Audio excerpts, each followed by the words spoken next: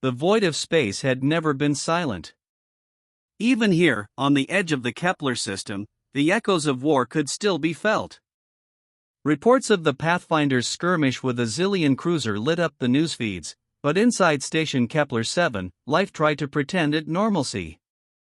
In Lecture Hall 3, Professor Velketh adjusted her teaching display with graceful precision. The Quillari's crystalline skin refracted light as she activated a hologram of navigation equations. Her voice, clear, melodic, filled the room as she began outlining the principles of quantum drift navigation.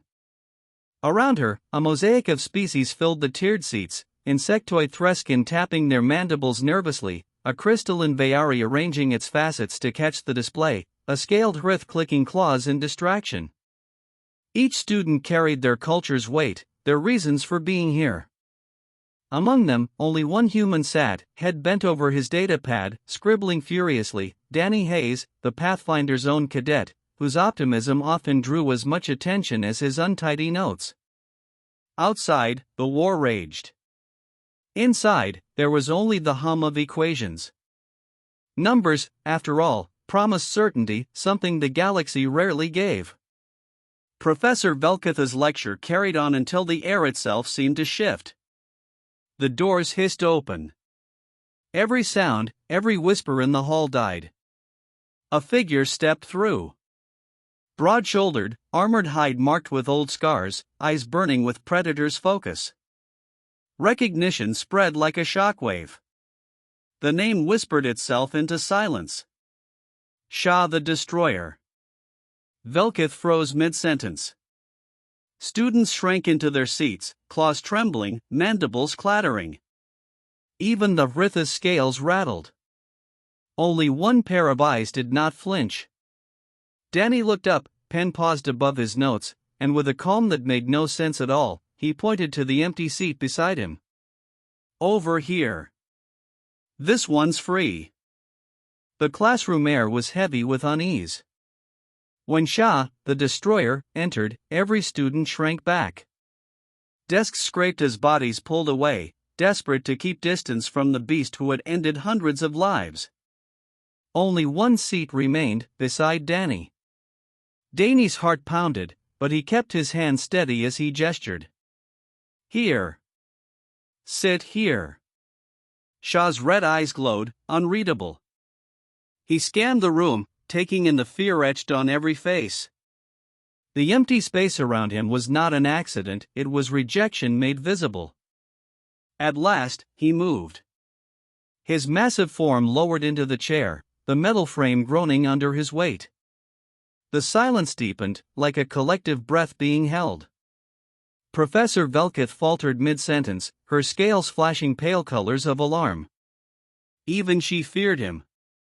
Yet she continued the lecture, voice trembling only slightly. Danny slid his notes closer, pretending not to notice how Sha's claws dwarfed the datapad he pulled out. The Destroyer was taking notes? His jagged scrawl scratched across the screen, precise and focused. Whispers spread, disbelief rippling through the room. This was not the blood-soaked killer they imagined. This was a student. Still, the tension lingered. Any moment, they expected violence. But none came. Only silence, broken by the scratching of claws on glass, as Sha chose, at least for today, not to be a monster, but a learner. It was a small choice, almost invisible. But for Danny, watching carefully, it was the start of something much larger. The lecture unfolded slowly, filled with equations and diagrams about drift correction and stellar mapping. Most students barely paid attention, eyes darting toward Sha as though he might erupt into violence at any moment. But he didn't.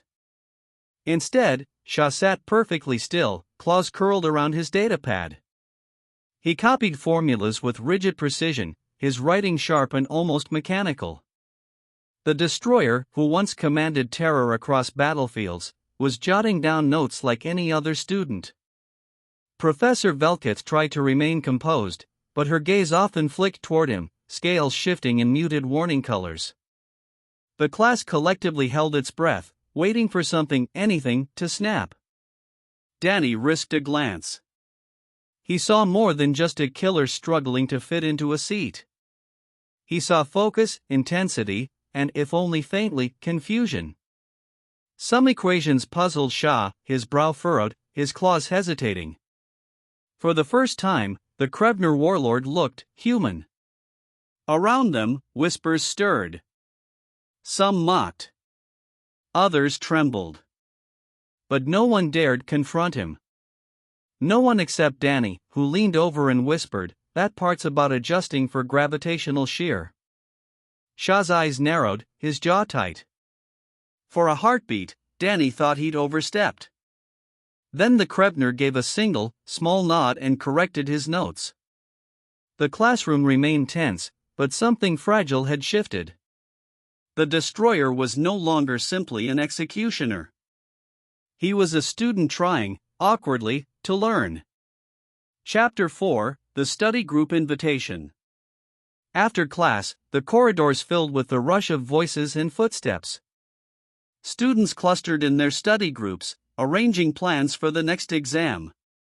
Danny lingered by his locker, watching Sha lumber down the hallway alone, datapad clutched tightly, eyes fixed forward. He had no one. Not because he wanted it that way, but because everyone refused to stand near him. Danny's own group, Vixina, Tychon, and Lux, waited by the study lounge doors. Their expressions soured when they saw where his gaze fell. "You can't be serious," Vixina whispered, scales rippling with alarm. "He doesn't belong," Tychon added, mandibles clattering. "He kills. That's all he knows." But Danny's mind was already set. He jogged forward, catching Sha before he disappeared into the shadows of the hall. "Hey," Danny said, voice steady despite the tension. "We're reviewing equations tonight. You should come." Sha froze. His eyes glowed faintly in disbelief. No one had ever invited him before. He studied Danny carefully, as if searching for mockery, then finally rumbled, "Why?" "Because everyone deserves a shot," Danny answered simply. The Krebner's claws flexed, then curled inward. He gave no promise, but he didn't refuse either. And when the study group gathered that night, Sha appeared at the door, his massive form filling the entrance. The room went silent. Danny gestured to a chair. "Sit." And slowly, heavily, Sha did. After class, the corridors filled with the rush of voices and footsteps. Students clustered in their study groups, arranging plans for the next exam. Danny lingered by his locker, watching Sha lumber down the hallway alone, datapad clutched tightly, eyes fixed forward. He had no one. Not because he wanted it that way, but because everyone refused to stand near him. Danny's own group, Vixina, Tychon, and Lux, waited by the study lounge doors. Their expressions soured when they saw where his gaze fell. "You can't be serious," Vixina whispered, scales rippling with alarm. "He doesn't belong," Tychon added, mandibles clattering. "He kills. That's all he knows." But Danny's mind was already set. He jogged forward, catching Sha before he disappeared into the shadows of the hall. "Hey," Danny said, voice steady despite the tension. "We're reviewing equations tonight. You should come." Sha froze. His eyes glowed faintly in disbelief. No one had ever invited him before. He studied Danny carefully, as if searching for mockery, then finally rumbled, "Why?" "Because everyone deserves a shot," Danny answered simply.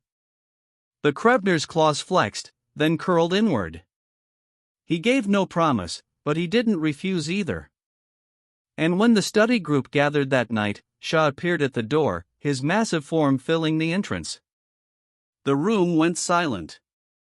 Danny gestured to a chair. "Sit." And slowly, heavily, Sha did. News of Sha's presence in the study group traveled fast.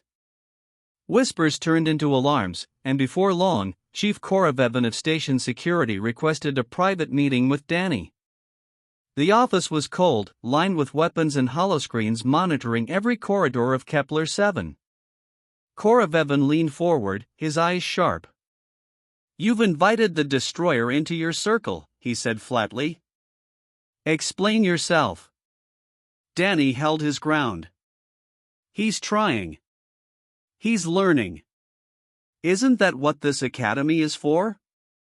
Koravevan scoffed. "That creature slaughtered colonies. He carries blood on every claw. And you want him solving equations beside our brightest minds?" "He's more than that," Danny replied. "He made a choice. He sat. He studied. And yesterday, he helped me solve drift correction faster than anyone else." The chief's eyes narrowed. "You're gambling with lives. If he snaps, blood will be on your hands." Danny exhaled slowly. He had no proof, only belief. But belief was enough for him. If he's given no chance, then we've already decided he's nothing but a monster. I won't accept that. Koravevan studied him for a long moment, then leaned back. "Very well. But know this, Hayes, if Sha fails, if he reverts to what he was, I will not hesitate." "Neither should you." Danny left the office with the warning heavy on his shoulders. Still, when he returned to the study group that night, Sha was there, silent, focused, and undeniably trying. And that was enough. The semester's grand challenge loomed, the navigation exam simulation. Rumors spread of its difficulty, but only Commander Thalan knew the truth. He had sabotaged it, twisting the program into a death trap designed to expose Sha as unfit. When exam day came, the students entered sleek simulation pods. Each pod replicated a starship's bridge, complete with alarms, virtual crew, and dynamic crises. Danny and Sha entered theirs together. The hatch sealed. Lights dimmed. The ship came alive around them. Alarms screamed instantly: reactor breach, coolant overflow, hull fractures. Danny's hands flew across controls, stabilizing thrust. Sha's claws worked with startling precision, rerouting power. For a heartbeat, it seemed they might succeed. Then the second wave struck. Gravitational shear pulled them toward a neutron star. Enemy ships dropped from hyperspace.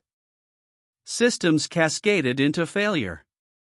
"This isn't a test," Danny whispered, realization dawning. "It's sabotage." Sha bared his teeth, not in rage but in grim resolve. "Then we fight it anyway." Together, they braced for the impossible storm. The simulated ship buckled under the onslaught. Warnings filled every screen, choices collapsing into fewer and fewer options.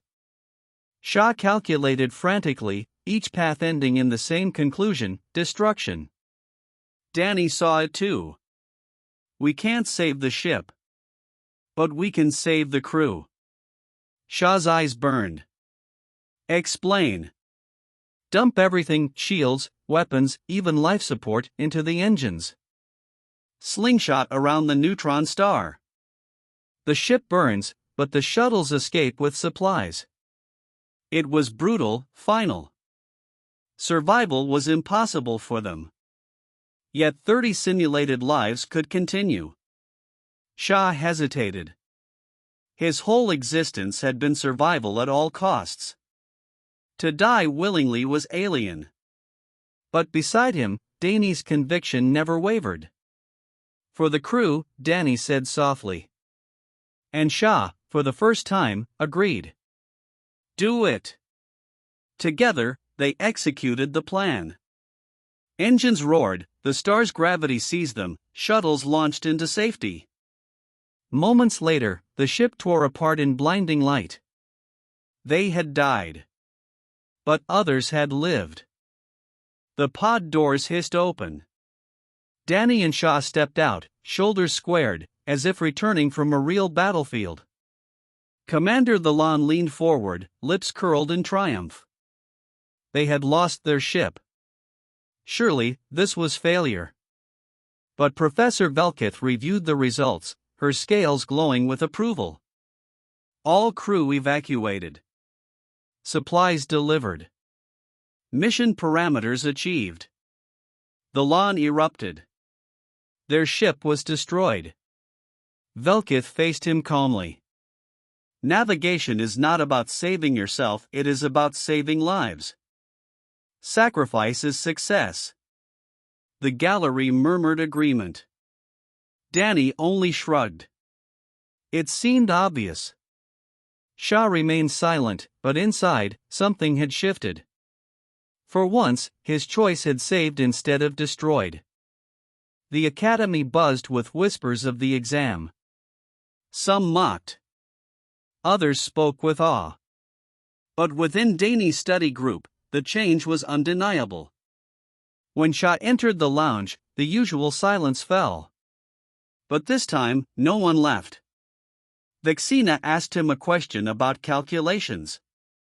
Tychon clicked nervously before sliding his notes across. Even Lux, crystalline and careful, hummed approval when Sha explained a difficult problem. For the first time, the group worked as one. Fear lingered, but trust, fragile, uncertain, had begun.